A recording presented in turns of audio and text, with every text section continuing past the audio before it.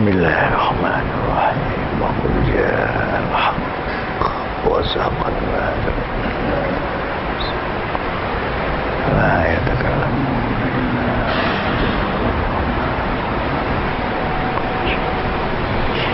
Assalamualaikum warahmatullahi wabarakatuh. Bismillahirrahmanirrahim. Alhamdulillahi rabbil alamin. Wa bihi nasta'inu ala umurid dunya waddin. Wassalatu wassalamu ala asyrafil mursalin Sayyidina wa maulana wa syafi'ina wa uswatina wa habibina wa qurrati a'yunina Muhammadin sallallahu alaihi wasallam wa ala alihi wa sahbihi ila yaumil qiyam. Subhanaka la ilma lana illa ma 'allamtana innaka antal alimul hakim. Rabbana atina min ladunka rahmah wa hayyi' lana min amrina rasyada. Yang terhormat Bapak Rektor dengan seluruh Bapak dosen, para pimpinan UI yang saya muliakan, penyelenggara, saudara-saudara mahasiswa, anak-anakku sekalian yang saya hormati. Saya sungguh merasa gembira kalau UI menggunakan langkah yang disebut UI bersolawat. Bahasa ini sangat bagus dan saya sangat menghormati. Oleh karenanya maka saya dengan senang hati datang ke sini, bukan hanya untuk memberi penjelasan, tapi lebih daripada itu saya berdoa kepada Allah, semoga yang hadir di sini umumnya seluruh keluarga besar Universitas Indonesia mendapat berkah dari sholawat kepada Nabi besar Muhammad sallallahu alaihi wasallam.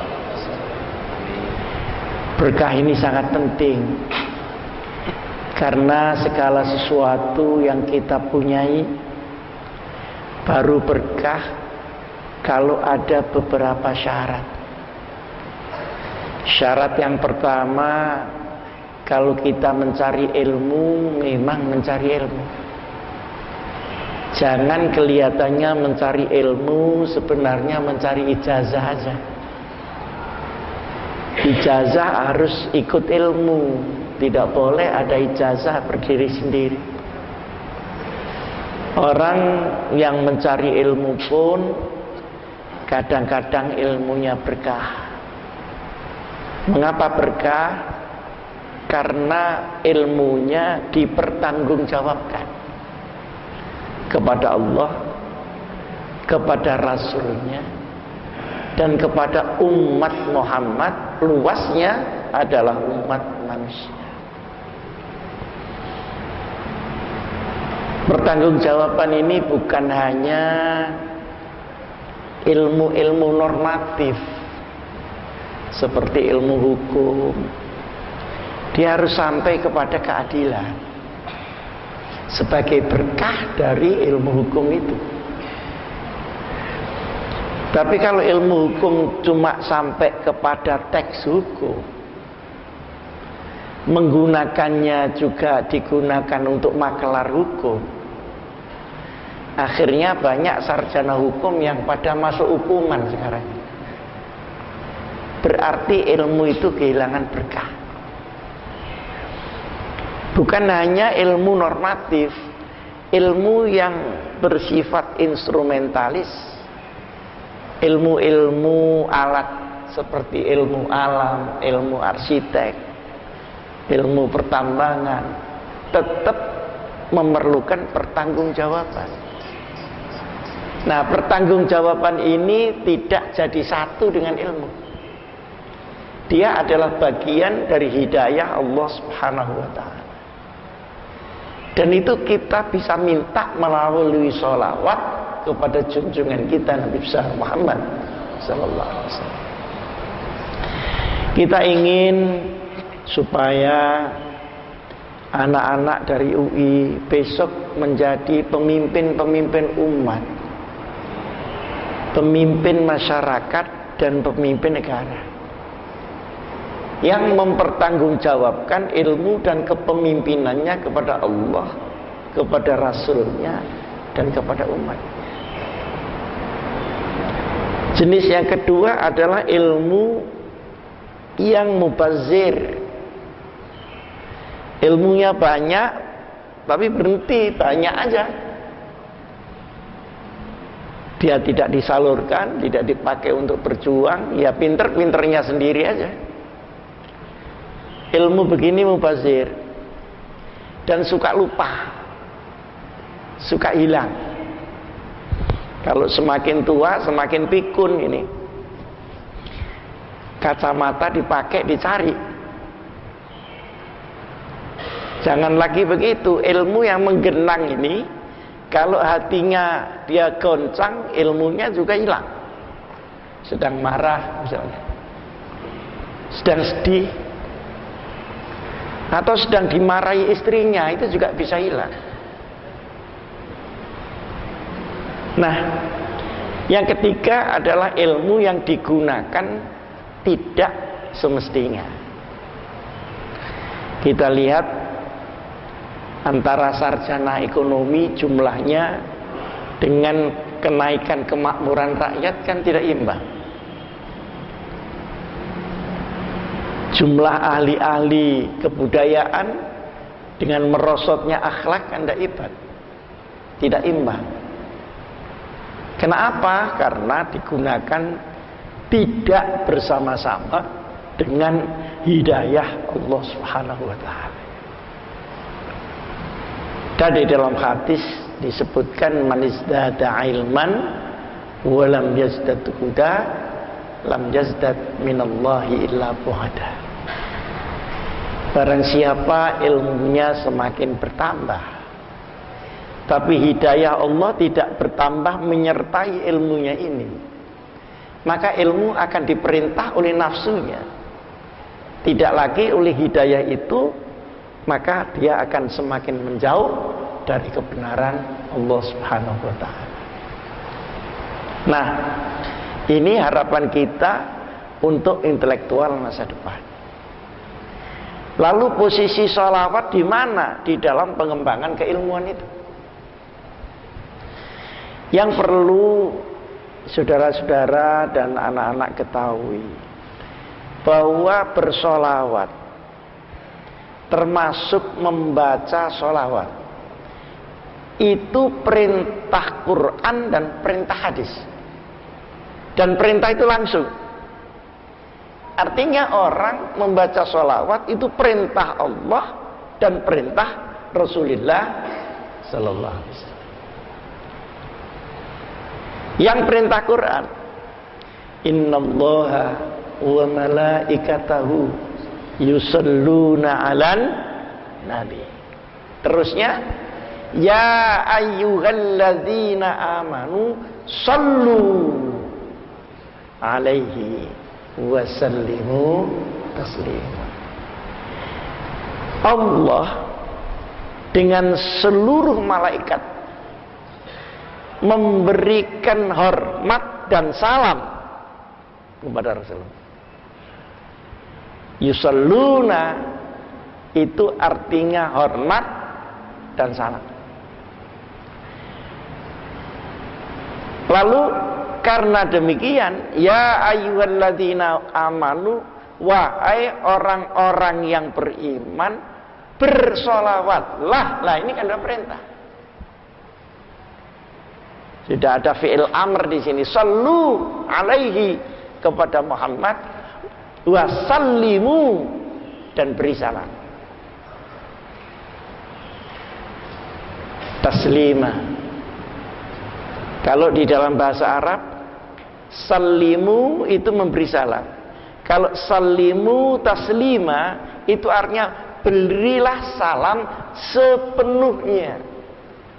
Jadi kalau ada dua kata yang diulang begitu, sallimu taslima atau sallu sholatan, nah itu kan diikuti begini, artinya kesempurnaan daripada salam itu. Nah, ini kan sudah perintah.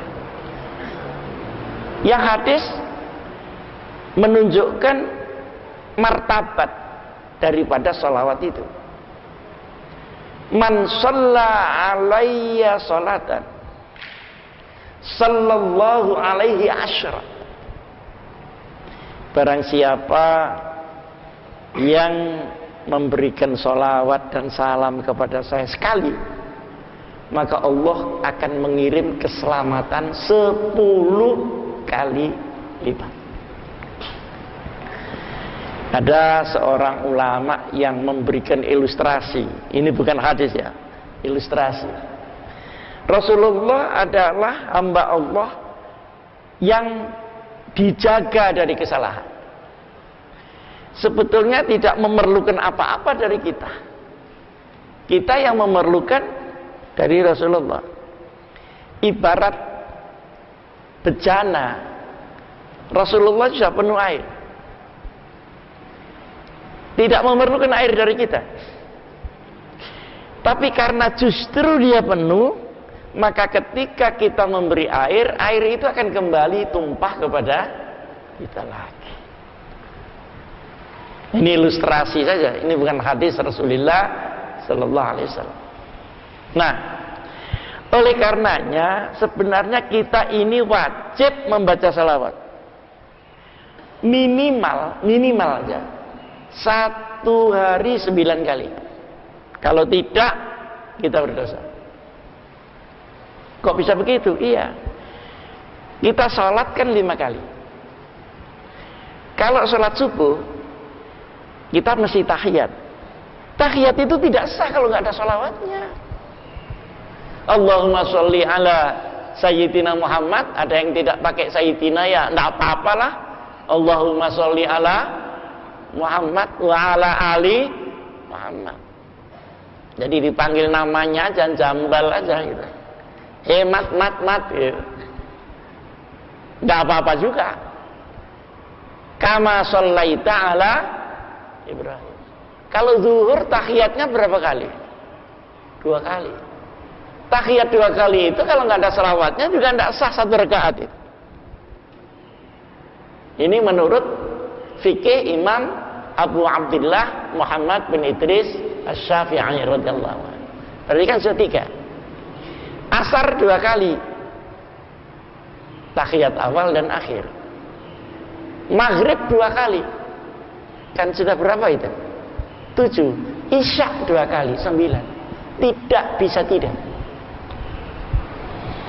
Bahkan sholat yang di luar sholat wajib pun pasti harus menggunakan sholawat. Misalnya sholat sunat, termasuk sholat gaib. Saya tadi di Masjid Al-Hikam baru mengadakan sholat gaib untuk Al-Maghfurlah Kiai Abdullah Fakih. Itu Allahu Akbar yang kedua isinya sholawat. Allahu Akbar yang pertama isinya Fatihah. Yang kedua isinya sholawat. Nah kalau tidak juga harus diulang itu sholat. Jadi hubungan kita dengan Nabi besar Muhammad Sallallahu Alaihi Wasallam kemudian merupakan jembatan menuju Allah dengan melakukan seluruh ajalannya adalah link yang tidak boleh diputus. Maka kalau ada orang bilang kita pakai Quran aja, tidak usah pakai hadis, itu salah. Seperti kita pakai undang-undang dasar saja, tidak usah pakai Nah, padahal undang-undang itu pelaksanaan dari undang-undang dasar. Seperti itu kira-kira. Nah, di luar itu sangat dianjurkan membaca salawat. Karena sangat dianjurkan membaca salawat itu, hampir seluruh ulama-ulama mazhab apapun, kalau dia berdoa kepada Allah, dahului dengan syukur dan dengan salawat. Mesti alhamdulillahirabbil wassalatu wassalamu. Kalau pidato kadang iya kadang enggak. Lihat orangnya apal enggak salawat. Biasanya kalau apal pakai, kalau enggak ya Assalamualaikum warahmatullahi wabarakatuh. Udah. Tapi yang kalau ingin runtut supaya apa yang dikatakan itu bertanggung jawab, sebaiknya menggunakan salawat. Doa itu pakai salawat. Nah, saking pentingnya salawat itu, maka banyak salawat-salawat yang digandengkan dengan beberapa jenis doa. Misalnya sekarang doa untuk menyembuhkan hati yang gelisah. Sekarang kan musimnya orang stres kan. Sekarang ini terjadi stres sosial, orang itu sumpek itu semua. Nah, ada doa yang tujuannya supaya hati kita ini reda, turun. Namanya penyembuhan hati. Penyembuhan hati itu kalau di bahasa Arab kan namanya tibbul qulub. Penyembuhan hati. Nah, kemudian digandeng di depan itu dengan sholawat sebelum tibbul qulub ini, maka sholawatnya lalu disebut sholawat tibbul qulub. Nah, ini kreasi kalau ini. Ada satu peristiwa besar seperti di Badar, untuk mengambil kembali semangat Badar itu, nah, digandeng dengan salawat. Akhirnya dinamakan salawat Badar. Nah, kalau sudah salawat Badar, ada salawat munjiat. Munjiat itu lolos dari himpitan. Di dalam hidup kita itu sering kita dihimpit suatu masalah yang di luar kemampuan kita untuk keluar, kecuali kalau dikeluarkan oleh Allah Subhanahu wa taala. Banyak itu, Pak. Jadi kepandaian kita itu sebenarnya bagian dari kehidupan kita. Bukan kehidupan kita bagian dari kepandaian atau ijazah kita. Enggak. Setiap manusia dia akan masuk, enggak tahu kapan, umur berapa lama, masalahnya apa, tingkat beratnya seperti apa, dia akan mengalami suatu posisi di mana dia tidak bisa keluar tanpa izin Allah Subhanahu wa taala. Maka marilah kita banyak-banyak membaca sholawat. Yang sudah bisa panjang, alhamdulillah. Allahumma sholli ala sayyidina Muhammad. Kalau kepanjangan itu dianggap itu bikin-bikin, ya yang pas-pasan saja. Jadi misalnya pakaian ya sepan aja, tidak usah midi atau maxi, yang mini aja. Allahumma sholli ala Muhammad atau sallallahu ala Muhammad. Kenapa harus diulang? Nah, itu hanya supaya bibir kita ini terbiasa.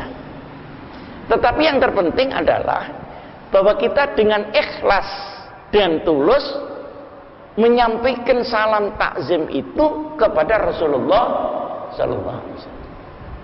Itu yang penting. Nah, tingkat ketakziman kita itu tidak bisa diukur dengan omongan kita saja, tapi harus diukur dengan hati kita. Lalu tadi hadis Rasulullah Sallallahu Alaihi Wasallam yang tadi saya sebut man shalla 'alaiha sholatan sallallahu alaihi asyra. Berarti cabang kegunaan sholawat itu banyak. Minimal ada 10. Tapi 10 ini tidak diterangkan bidang apa saja. Kita bisa menduga-duga. Pertama apa? Sholawat akan membuat emosi kita menjadi turun, menjadi stabil. Stabilitas emosi akan menumbuhkan power pada spiritualisme kita. Kita ini kan punya rasio. Rasio itu cerdas, tapi tidak ada jaminan benar. Karena apa? Karena masih tergantung siapa yang menggunakan rasio itu. Nafsu kita, apa nurani kita. Di bawahnya itu ada emotion, rasa. Di sini rasio, di sini rasa. Nah, rasa ini yang sangkut pautnya dengan nurani yang disebut spirit atau spiritual. Dengan membaca salawat berkali-kali secara ikhlas, maka akan ada stabilitas daripada emosi kita. Nah, stabilitas inilah yang kemudian menjadi mengendap di dalam power spiritualisme kita. Lalu kira-kira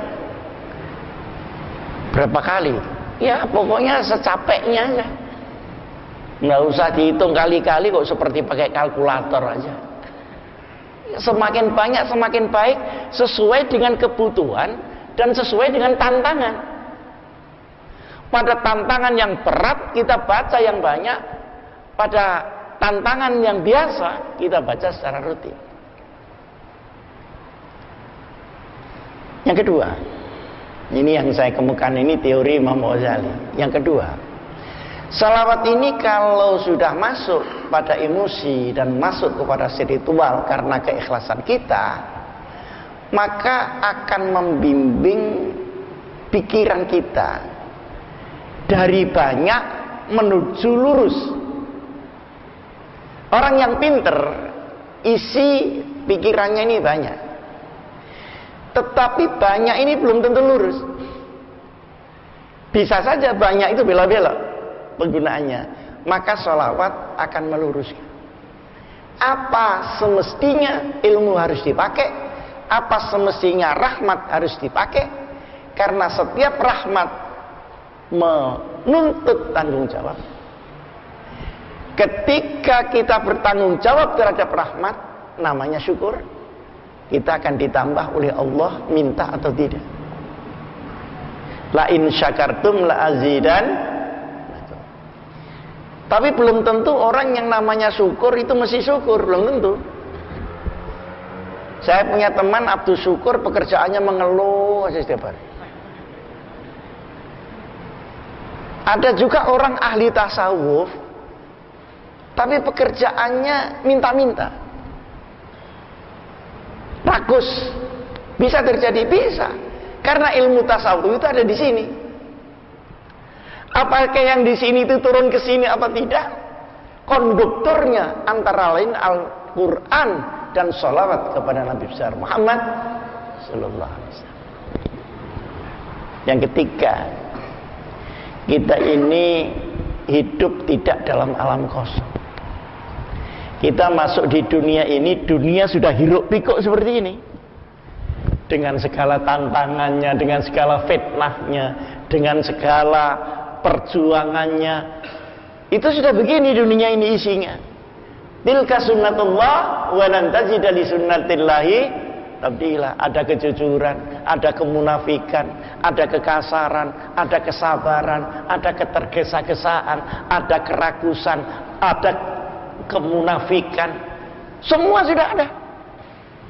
Baru kita masuk di dunia lain. Nanti ditarik lagi, diganti generasi yang akan datang, kondisi dunia dia begitu itu. Maka sholawat dia akan berfungsi pertama, ketahanan orang itu di dalam menghadapi aroma dunia yang tidak seperti yang kita inginkan. Kalau kita ini disalahi orang kita tahu, Pak, masih kita bisa pakai rasio kita. Tapi kalau kita disalahi orang kita tidak tahu, gimana? Disinilah sunnah. Jadi sekaligus sholawat itu menjadi benteng dari kehidupan kita, manakala diterima oleh Allah Subhanahu wa ta'ala. Kelanjutan benteng itu, kelanjutan benteng, walau serangannya dahsyat, menurut sabda Rasulullah sallallahu alaihi wasallam, ketika kamu tidak kuat menghadapi prahara, maka bentengilah dirimu dengan selawat. Kalau tidak cukup, berpuasalah kamu. Puasa itu juga luar biasa. Yang ikhlas kepada Allah. Kita di dunia ini kita tidak bisa minta dunia seperti mau kita. Jadi dunia semuanya soleh, semuanya jujur, tidak ada yang fitnah, tidak bisa.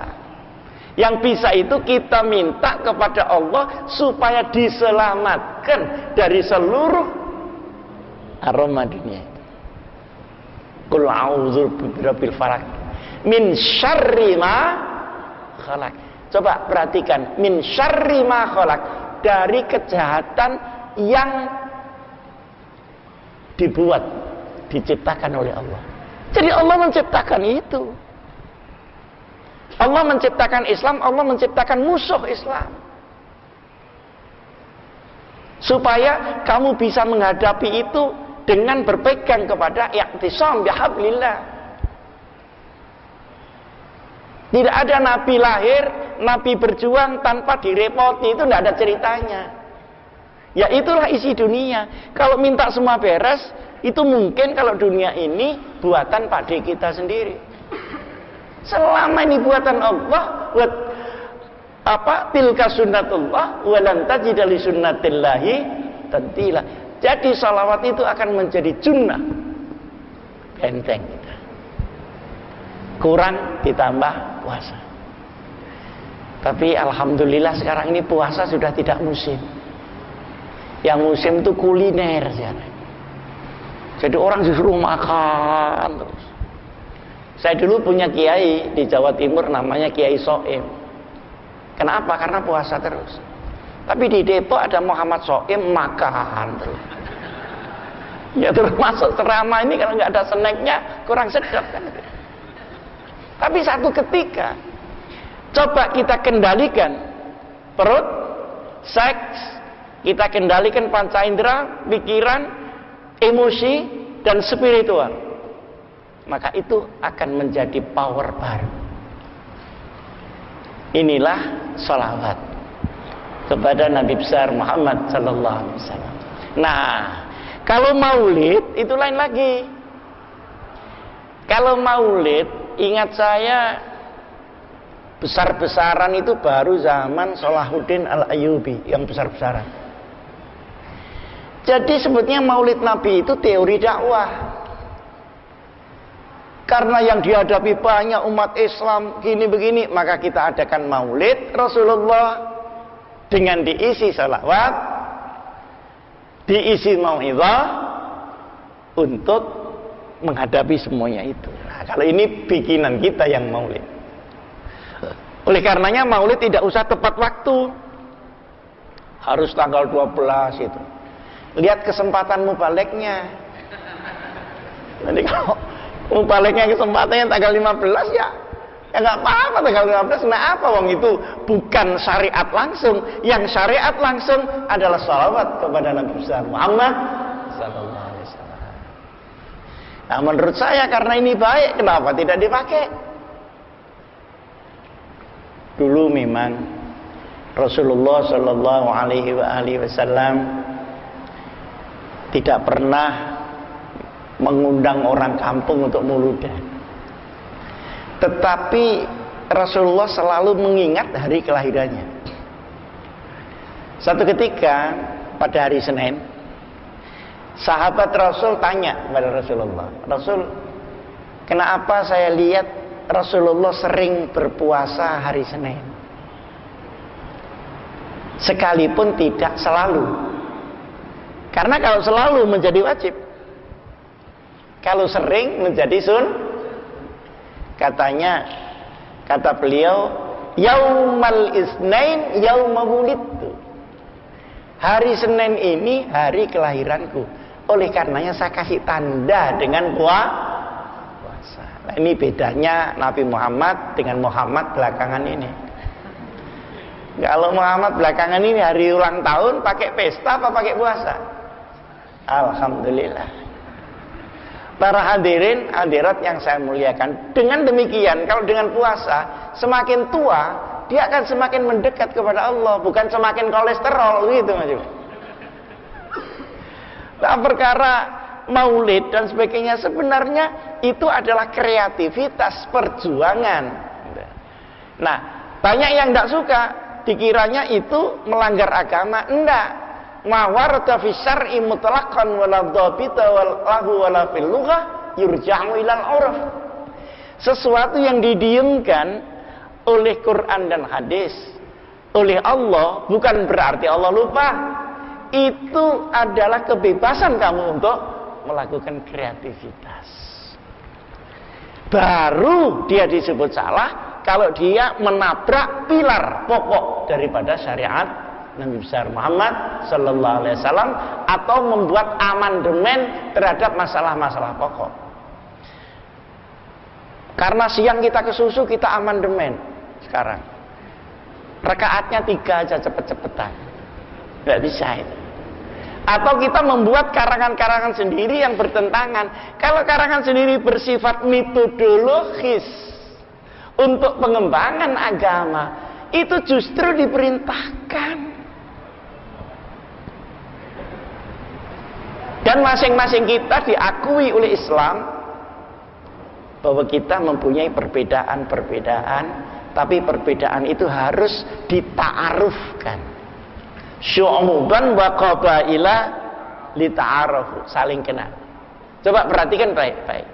Kalau orang disuruh saling kenal antara satu dengan yang lain, berarti antara satu dengan yang lain itu beda apa sama?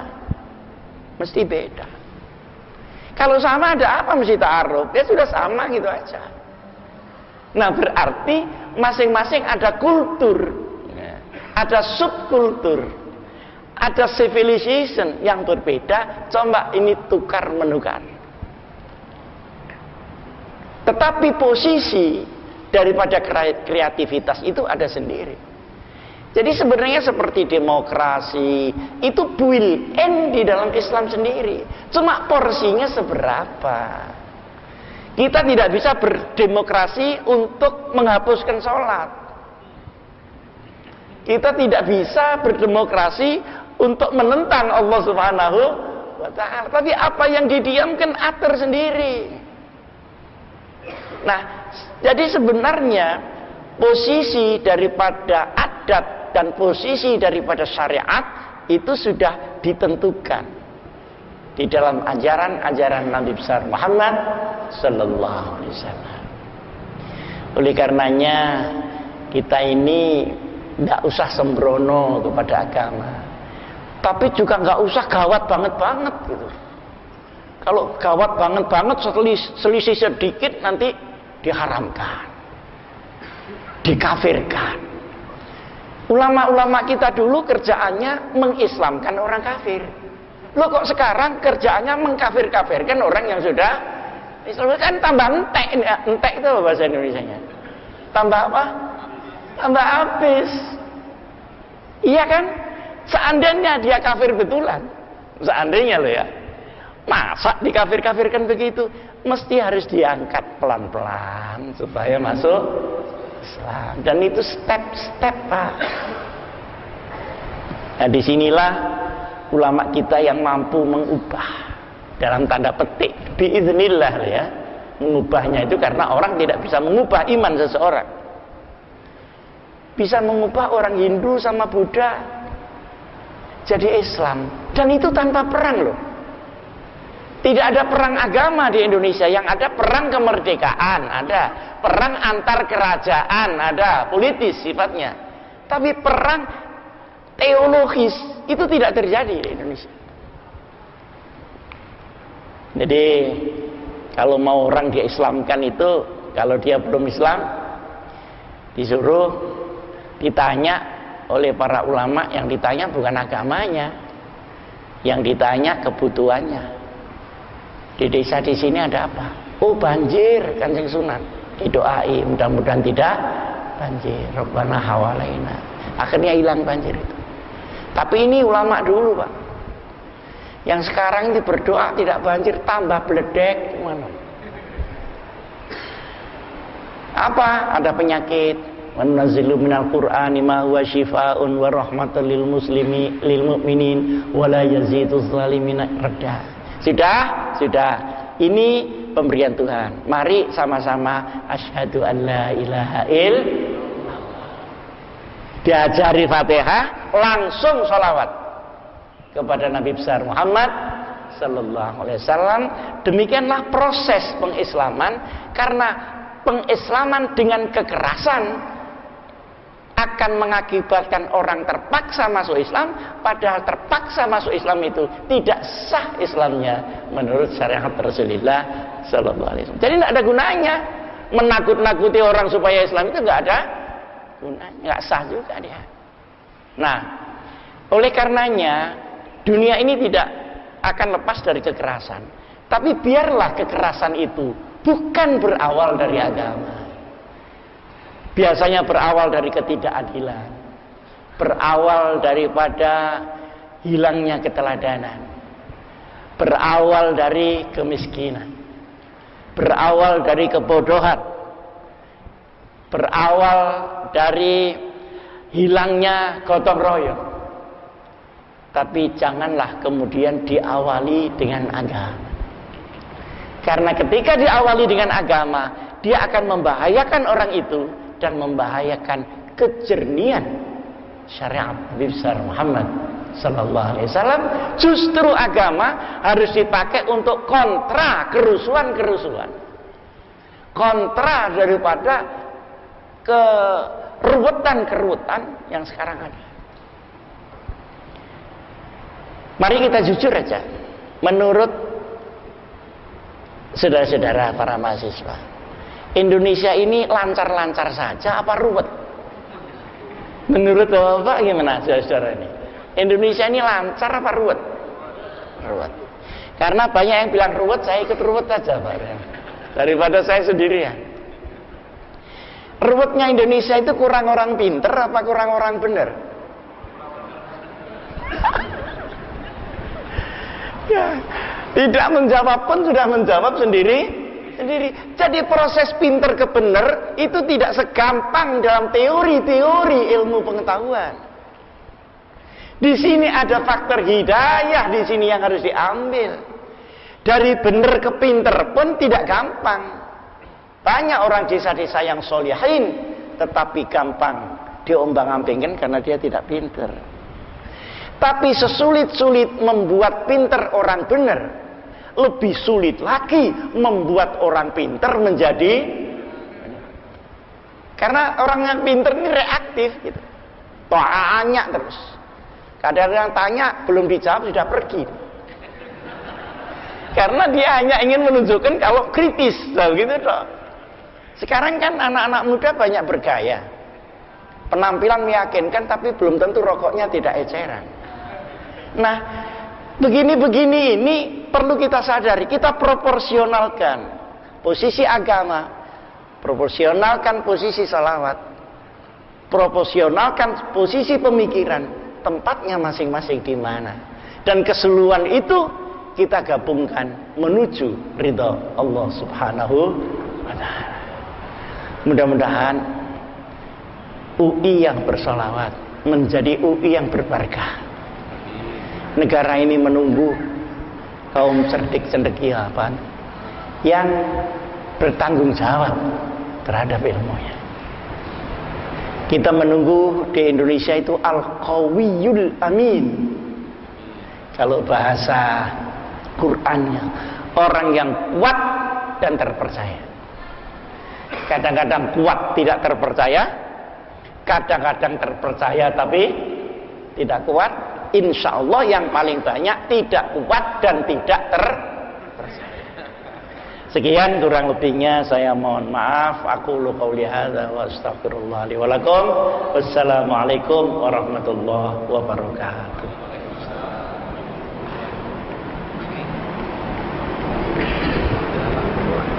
Oh, doa.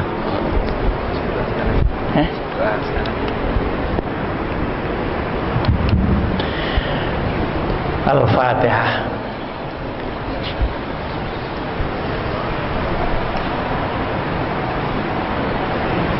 Mari kita mulai dengan sholawat kepada Nabi besar Muhammad sallallahu alaihi wasallam dengan seluruh kekhusyuan, keikhlasan kita untuk menghormati Rasulullah agar kita menjadi manusia terhormat, memuliakan Rasulullah agar kita menjadi orang mulia, meninggikan Rasulullah agar kita ikut ketinggian Rasulullah sallallahu alaihi wasallam. Allahumma, mari bersama-sama, Allahumma shalli ala sayyidina Muhammadin wa ala ali sayyidina Muhammad fil alamina innaka Hamidum Majid.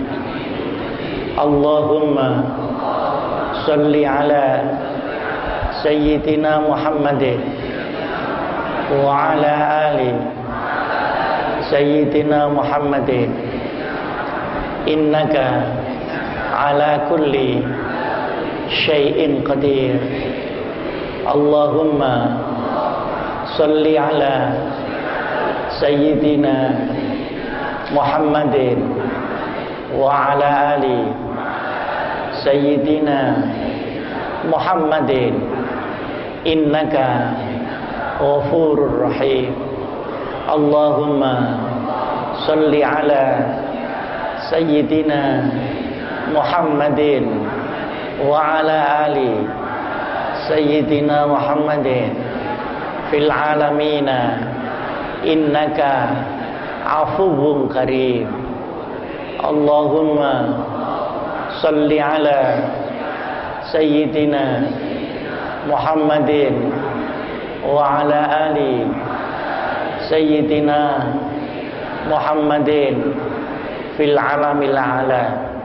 Allahumma salli ala sayyidina Muhammadin wa ala ali sayyidina Muhammadin innaka raufur rahim.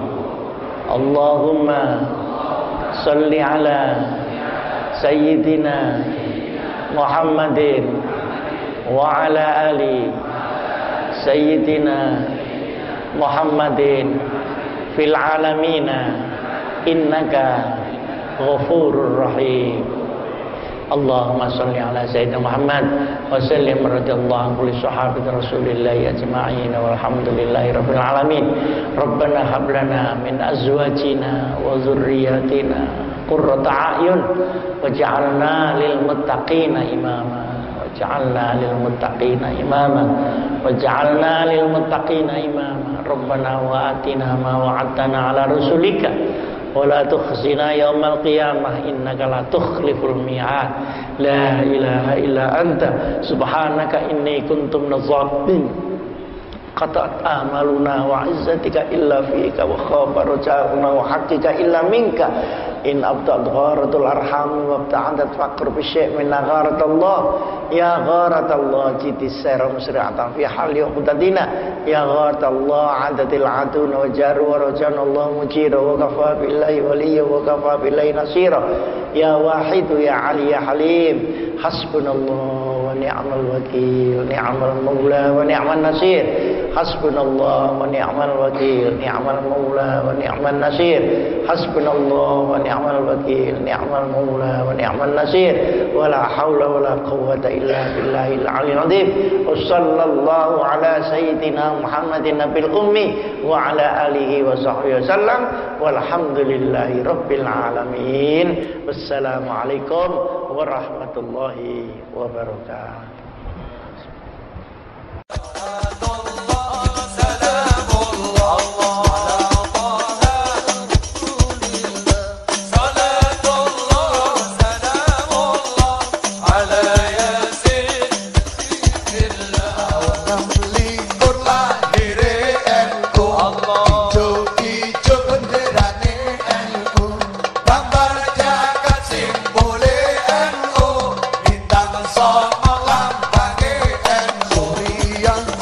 La